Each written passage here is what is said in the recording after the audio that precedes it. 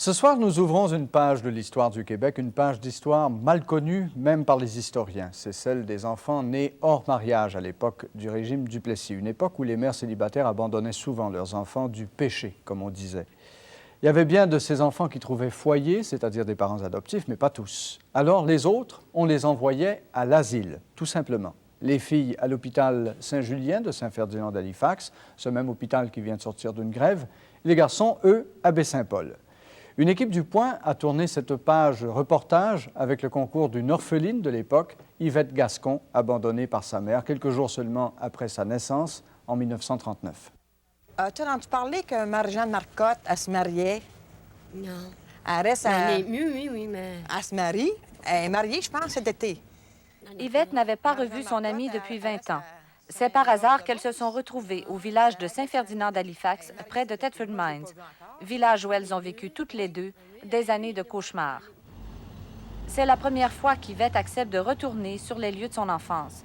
Elle se souvient pourtant avec précision du jour où les sœurs de l'orphelinat Saint-Domicile de Laval l'ont amenée ici, à l'hôpital Saint-Julien, en plein cœur du village. C'était à la fin des années 40, elle n'avait que 7 ans et demi. Elle sera élevée derrière ces murs dans un univers de malades mentaux, comme quelques 300 orphelines ou enfants naturels, comme on les appelait à l'époque.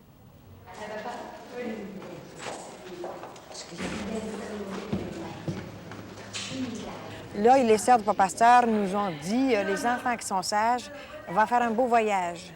Donc, ce voyage-là, je l'ai fait, mais on était 16 en tout. Ce voyage, ils sont venus nous mener ici, dans le centre psychiatrique. C'est dans une salle comme ça que j'étais. Nous étions mélangés par âge, anormaux, avec nous autres, qui étaient complètement lucides. C'était des enfants qui nous arrivaient de la crèche de Montréal, absolument, surtout. Ces fillettes étaient-elles vraiment normales, comme le prétend Yvette? Nous avons interrogé à ce sujet un témoin de l'époque, Georgette Hayfield. Elle a travaillé 19 ans auprès de ses enfants, alors qu'elle était encore religieuse chez les Sœurs Grises, qui dirigeaient l'hôpital. Parce que certaines fois, je trouvais que les enfants avaient des attitudes d'enfants normaux, et puis le fait qu'elles arrivaient avec des enfants handicapés, moi, je me disais, c'est pas dans ce milieu-là qu'elles vont refaire qu'elles vont en reprendre, quoi. Mais comment se fait-il qu'on les amenait là-bas? Vous dites qu'elles avaient des comportements normaux. Ça prenait quand même des papiers pour entrer à l'hôpital, non? Bien, ça, c'était les autorités qui s'occupaient de ça. Et nous, dans ça, nous n'avions rien à dire. C'était d'accepter. On nous disait, par exemple, là, préparez des lits, nous allons voir 4 ou 5 enfants de Montréal qui vont vous arriver. Alors, on n'avait qu'à s'incliner et puis on les acceptait. Posez pas de questions. Aucune question. Nous avons découvert le document que les autorités de l'orphelinat Saint-Domicile avaient transmis à l'hôpital pour y faire interner Yvette. On la décrivait comme une enfant colérique et agressive. Ancien aumônier à l'hôpital Saint-Julien, l'abbé Félix Pinchot s'interroge encore aujourd'hui sur la compétence des médecins qui autorisaient de tels internements. Pour entrer là, il fallait qu'ils aient une carte qui était signée par un médecin. Puis pour entrer là, il fallait que le médecin signe que, parce que c'est un hôpital psychiatrique, il fallait qu'il signe que pour entrer là, je suis pas sûr que le médecin qui a signé ça, là, j'aurais pas aimé le rencontrer à ce moment-là. Au milieu des années 50, l'hôpital Saint-Julien hébergeait près de 1500 patients. On ne cessait d'inaugurer de nouveaux pavillons, alors que l'établissement ne comptait aucun psychiatre à son service, mais seulement 2 médecins de médecine générale. Bon, on reparle de notre même patient. On va parler du même patient. Psychiatre pour enfants, le docteur Jean Delage se souvient de cette époque où il était le seul médecin de sa spécialité à pratiquer dans toute la région de Québec. Il connaît bien le milieu des crèches et des orphelinats du temps et ne s'étonne pas à outre mesure que des centaines d'enfants dits illégitimes aient abouti ainsi dans des institutions psychiatriques. Ça ne me surprend pas parce que les enfants naturels, à ce moment-là, il faut, si on se replace dans le contexte de l'époque, la société acceptait très mal ce qu'elle appelait la fille-mère. Elle acceptait très mal aussi l'enfant. Alors, l'enfant, je dirais, dans la majorité des cas, était placé dans les crèches. On appelait les crèches. Les crèches étaient bondées d'enfants. Les crèches étaient rapidement surpeuplées. Alors, ils vivaient dans des circonstances de stimulation minimum. C'est-à-dire, quand vous avez disons, 30 ou 35 lits avec des nouveaux-nés ou des enfants de 2, 3 ou 4 mois, avec une personne pour en prendre soin. Bien, les enfants, ils sont couchés, ils voient le plafond. Alors, par la force des circonstances, l'enfant se développait mal. S'il n'était pas adopté rapidement, bien, il y avait un retard dans leur développement. Et puis, à un moment donné, bien, il y avait d'autres enfants qui rentraient. Et puis, l'enfant se présentant comme un pseudo-déficient, en tout cas, il y en a qui l'étaient probablement, parce qu'il y en a, mais il y en a d'autres qui ne l'étaient pas, bien, il est probable qu'il y a eu des enfants qui ont été placés. Parce que j'en ai vu par la suite qui se sont développés dans l'hôpital psychiatrique.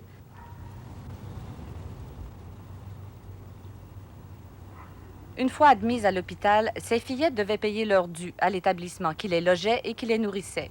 Vers l'âge de 9 ans, après avoir reçu un minimum d'instruction, Yvette travaillait déjà à plein temps. Je travaillais pour toutes les familles de religieuses, les surveillantes qui étaient là, leurs familles. Il y avait un cadeau à faire à leur mère, leur sœur, leur tante. Donc, c'est moi qu'on se servait pour les travaux manuels. Vous faisiez quoi précisément? Je faisais des tableaux, des coussins, du raccommodage invisible. Il y en a qui allaient travailler à la cuisine, la dépense au pain, la buanderie. Tout se faisait à l'hôpital. Alors, c'était toutes ces petites filles qui faisaient le repassage, et puis ainsi que le reprisage aussi du linge. Qu'est-ce que vous pensez de la mentalité de cette époque-là, des médecins ou des religieuses qui administraient des hôpitaux comme ça? Bien, aujourd'hui, je vois ça comme une lacune, même une certaine négligence, je peux dire. On s'en occupait pas assez. On s'occupait beaucoup plus du matériel que des personnes qui étaient là. À son retour à Saint-Ferdinand, Yvette a voulu revoir la cellule où on l'avait enfermée pendant des jours et des jours avec des piles de linge à repriser. C'est incroyable. J'ai vécu ici 6 ans. On m'emportait des piles et des piles de draps à terre dans le coin. Il fallait que je travaille pour toute la nouvelle salle, l'ancienne salle. Je travaillais pour les religieux. Je faisais du raccommodage invisible. Je montrais d'autres malades à travailler qui venaient une demi-heure, 10 minutes dans ma cellule pour que je leur montre. Quand j'étais 6 ans francs sans sortir. On avait une boîte de ciment comme ça, qu'on faisait nos besoins là-dedans. Le seul temps qu'on me sortait, c'est quand je prenais mon bain, une fois par semaine, le vendredi. Puis quand je sortais dans le jour, qu'on m'oubliait pas, c'était 1 heure par jour. C'était vraiment atroce.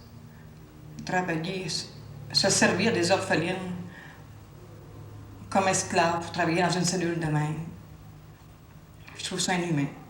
En étant toute seule, j'avais personne à qui parler, donc pour me désennuyer, je travaillais. Puis il y a des journées que ça ne me tentait pas de travailler, toujours toute seule de même. Je tombais endormie, moi. Puis quand je sortais pas la production qu'il fallait sortir par jour, j'avais une punition. Puis si je vous pétais, c'était la camisole de force. C'était les électrochocs. Pourquoi? Pourquoi nous faire ça, nous autres? J'étais sans défense, mais on s'est servi de moi. On s'est servi de ma jeunesse. Je trouve ça inhumain. Et à quoi vous pensiez pendant toutes ces longues heures? Je ne savais plus quoi penser. Je savais vraiment plus.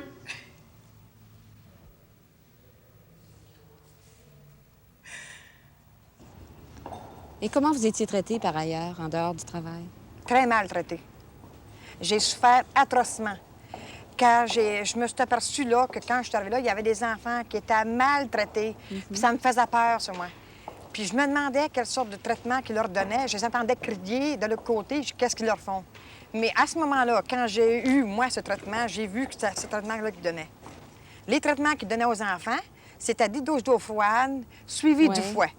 Vous dites que vous avez eu des traitements. Vous étiez orpheline, vous étiez dans un hôpital psychiatrique. Oui.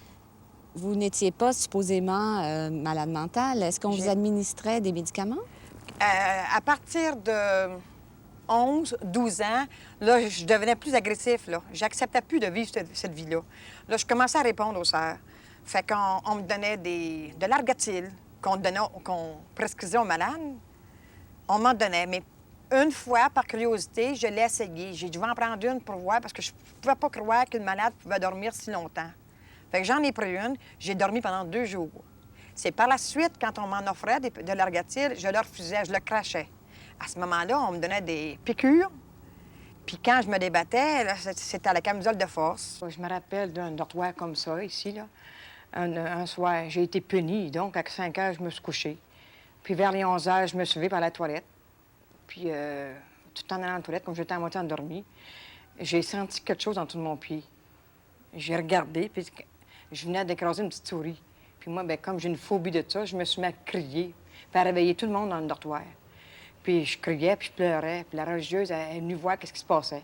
Puis quand elle a vu que tout le monde était réveillé, puis que c'est moi qui criais de même, bien, elle a dit tu vas crier pour quelque chose. Là, j'ai eu la camisole de force, j'ai eu le fouet. Puis on m'avait enlevé le matelas. J'avais couché sur les lampes de mon lit durant 1 mois. Je me souviens aussi quand une journée, j'ai fait une grosse bouffée de fièvre. Elle m'a enlevé ma camisole de force, elle m'a détachée. Puis quand je me suis levée debout à terre, vraiment, là, je pensais d'être paralysée. Je me tenais plus debout, là. J'étais vraiment ankylosée. Ça peut arriver que j'ai été maltraité. Maintenant, mettons dans la situation, là, un religieux, quand il est là, puis qui était dans les salles 12 et 13, il devait être 50, au-delà de 50. Hein? Mettons à sa place, là. Et puis je pense que ça te fait 24 heures par jour. Il y a peut-être des moments d'impatience, ça, je le croirais facilement. Ni l'aumônier ni les employés de l'hôpital ne se sentaient la force de s'opposer à l'autorité des religieuses qui menait l'établissement d'une main de fer. Madame Evelyne Vézina a travaillé quelques mois à l'hôpital et son mari pendant 47 ans. Ils sont aujourd'hui tous les deux à leur retraite. Elle nous racontait de la façon dont elle était traitée. Il manquait d'amour. Des fois, bien, il trouvait ça dur, qu'il y avait certains employés qui étaient durs envers elle. Et quand vous entendiez ces choses-là, comment vous réagissiez? Pourquoi vous ne faisiez rien, dans le fond, pour empêcher ça? On ne pouvait pas. Vous pouviez pas? On ne Pourquoi? pouvait pas, nous, on était des employés. Puis pour garder notre situation dans le temps, il fallait accepter le règlement qu'il y avait, pareil comme n'importe quel patient qu'il y avait à l'hôpital. On aimait notre travail et puis pour garder notre position, bien, alors il fallait se taire.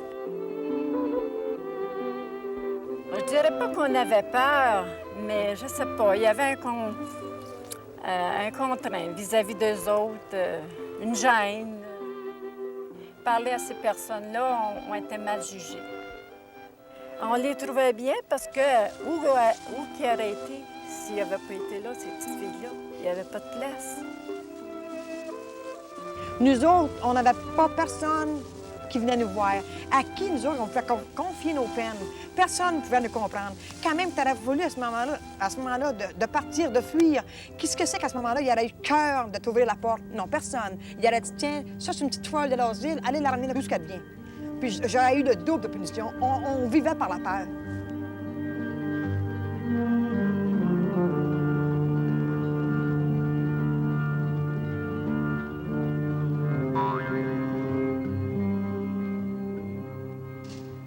Je me disais, il n'y a personne qui vient me voir, personne ne me comprendre.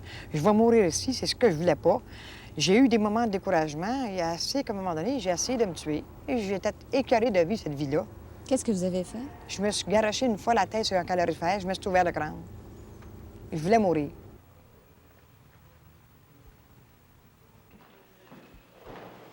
Yvette a passé 15 ans de sa vie dans cet hôpital.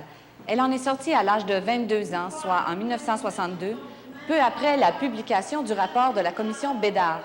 Cette commission avait été mandatée à l'époque par le nouveau gouvernement Lesage pour effectuer une vaste enquête dans tous les hôpitaux psychiatriques de la province.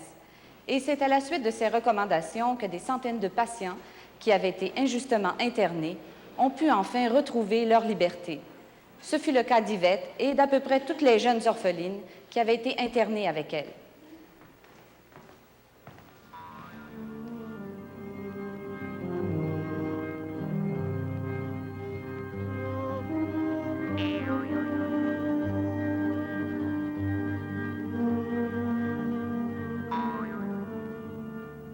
Yvette a maintenant 45 ans. En juin dernier, elle a retrouvé sa mère et ses 8 frères et sœurs. Est-ce que vous arrivez à être heureuse, à oublier ce qui s'est passé dans votre enfance? Je suis très heureuse d'avoir trouvé ma famille, mais il y a une chose que je n'oublierai jamais. Je peux pas oublier. Ma vie de jeunesse, je ne l'oublierai jamais. Ça, je suis marquée pour le restant de mes jours. Ça, c'est officiel. Et est-ce que vous en voulez à la société? Est-ce que vous réclamez quelque chose de la société? Non, je pardonne. Il faut pardonner dans la vie. Mais c'est une chose qui va rester marquée là. Mais pour réclamer, oui. Oui, j'ai commencé les recherches. Et je voudrais qu'on me donne ce qui m'est dû. Pas seulement qu'à moi, aux orphelins et orphelines qui ont été bafoués comme moi.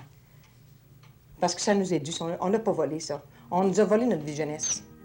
Yvette est présentement en chômage. Elle travaille bénévolement au mouvement Retrouvailles et elle occupe ses loisirs à des travaux manuels. Héritage que les sœurs lui ont laissé.